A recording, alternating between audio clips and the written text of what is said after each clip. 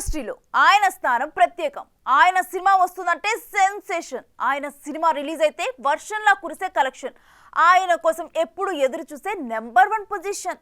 ఇలా సినీ ప్రపంచంలో తనదైన నటనతో కోట్లాది మంది అభిమానులను సంపాదించుకున్న ఈ టాలీవుడ్ స్టార్ హీరో ఇప్పుడు ఆ సినిమా విషయంలో అత్యాశ పడుతున్నారా?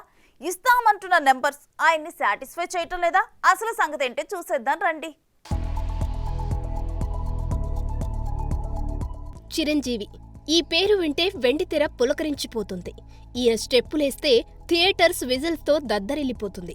ఈయన నటిస్తానంటే నిర్మాతలంతా లైన్లో నిల్చుంటారు. అలాంటి చిరంజీవి తాజాగా తాను చేస్తున్న క్రేజీ ప్రాజెక్టు విషయంలో అత్యాశ పడుతున్నాడన్న మాటలు టీ-టౌన్లో గట్టిగానే వినిపిస్తున్నాయి. విజువల్ వండర్ గా వస్తున్న ఈ క్రేజీ ప్రాజెక్టుతో సంక్రాంతికి వస్తున్నామని అనౌన్స్ చేసిన సంగతి తెలిసిందే. అయితే తాజాగా వస్తున్న సమాచారం ప్రకారం ఈ సినిమా ఓటీటీ డీల్ ఇంకా సెట్ అవ్వలేదని, ఓటీటీ డీల్ సెట్ అయితేనే విడుదల అయ్యే అవకాశం ఉండడంతో ఈ సినిమా సంక్రాంతికి వచ్చే అవకాశం ఎంతమాత్రం లేదని తెలుస్తుంది. అయితే విశ్వంభరకి ఓటీటీ వాళ్లు ఇస్తామన్న రేట్ కాకుండా చిరంజీవి ఎక్కువ మొత్తంలో డిమాండ్ చేస్తున్నాడని, దాంతో అంత ఇచ్చుకోలేమంటూ ఓటీటీ పార్ట్నర్స్ వెనకడుగు వేస్తున్నారని inside talk.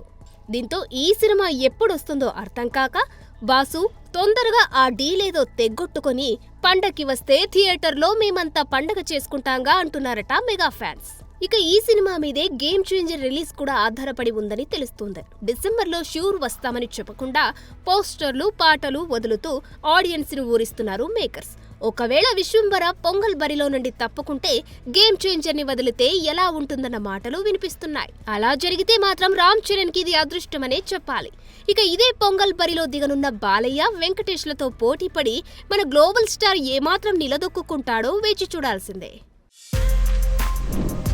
For more videos like this, subscribe Big TV channel.